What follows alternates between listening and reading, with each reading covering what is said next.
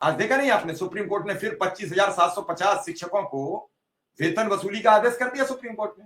बंगाल में जो भर्ती हुई थी पूरी रिजेक्ट कर दी, पहले हाई कोर्ट ने रिजेक्ट की, 1-1.5 साल पहले सुप्रीम कोर्ट ने रोक लगा दी, पिछली साल उसमें 235 और याचिकाएं लगी, सब याचिकाएं सुनी गई, फरवरी में ऑर्डर रोक लिया था, सुरक्षित कर लिया था, आज ऑर्डर सुना दिया, और ऑर्डर के साथ यह भी कहा गया है कि 2016 से जो लोग काम कर रहे थे, आज 10 वर्ष हो चुके हैं, इस 10 वर्ष का मानदेय वसूल किया जाएगा, मैं ब्याज। 2 नौकरी बेचो, जमीन जायदाद, क्योंकि जब वेतन आता है सबके खर्चे हो जाते हैं, सब खर्च कर लेते हैं। ऐसा कोई व्यक्ति नहीं है, अगर किसी को 2 लाख रुपए महीना तनख्वाह मिल रही हो, 1 लाख रुपए मिल रही हो, तो उसी हिसाब से सबके खर्चे और सब कुछ सेटलमेंट हो जाता है। मैं तो ये कहता हूं माननीय सर्वोच्च अदालत को, आखिर जब आपके पास ऐसे केस जाते हैं, अरे आपको पता था तभी आपके पिताजी ने कराया, तो जबरदस्ती तो आए तो आप यही हो।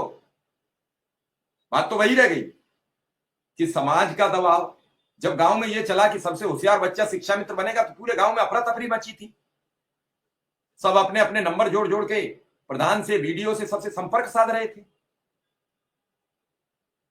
विक्रम सिंह, आज एक बड़ा अजीबोगरीब फैसला आया कि 25,700 शिक्षक बेरोजगार हो गए आज बंगाल के। मैं हैरान रह गया फैसला पढ़ के पूरा। अब वेतन भी वसूल होगा, हालांकि आप तो इसके भुक्तभोगी हो, आपसे तो वसूला जा चुका, तो आप पर कोई दिक्कत नहीं है, लेकिन इस सब चीजों की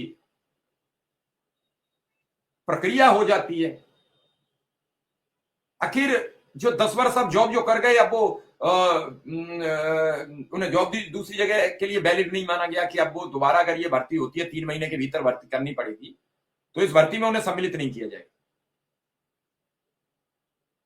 अभ्यर्थियों का क्या दोष होता है? एक कमेंट मांगेंगे विक्रम सिंह, क्योंकि एक शिक्षक संगठन के आप भी नेता हो, फिर हम बात आगे आपसे करेंगे। जी सर, आपका बहुत बहुत आभार। बिल्कुल सर, कुछ निर्णय के परिप्रेक्ष्य में, जैसे आप 25 जुलाई 2017 को हमारे शिक्षा मित्र साथियों का ही फैसला आया था, तो उसमें हम ये नहीं कहते फैसला गलत था, सही था, क्योंकि वो मेरा अधिकार नहीं है, माननीय सुप्रीम कोर्ट का फैसला है, लेकिन केवल जिम्मेदार शिक्षा मित्र को ही बनाया गया। यदि प्रक्रिया गलत थी, प्रक्रिया सही नहीं थी, तो शिक्षा मित्र खुद तो जाकर ज्वाइन किए नहीं होंगे, खुद तो जाकर सहायक अध्यापक बने नहीं होंगे, तो जिनके कलम की ताकत से वो लोग हुए होंगे, उनको भी जिम्मेदार बनाना चाहिए।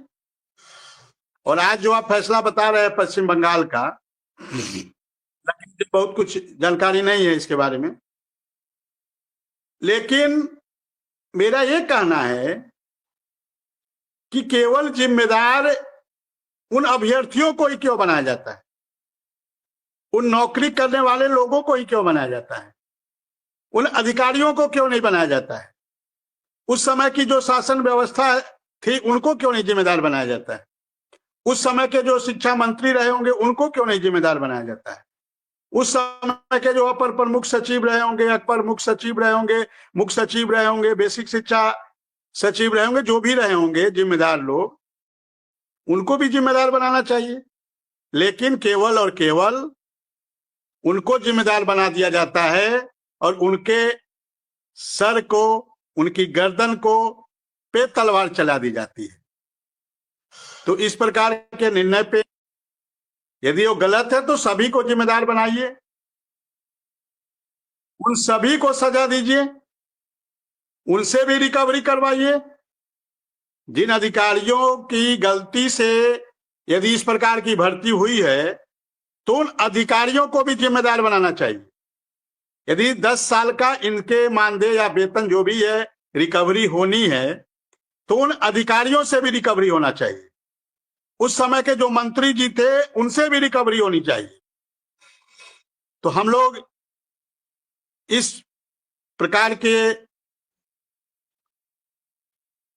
और हम लोग के साथ भी ऐसा हो चुका है, हम लोग के साथ भी 9 महीने का रिकवरी हो चुका है। 1470 × 9 13,230 रुपया की रिकवरी हम लोगों से भी हो चुका है। हम लोग का भी मानदेय 8,470 प्राप्त हो रहा था, 7,000 मिल चुका, 7,000 किया गया था। तो हम लोग दूसरे की समस्या क्या देखे, हम लोग तो खुद इन समस्याओं से ग्रसित रहे हैं। हालांकि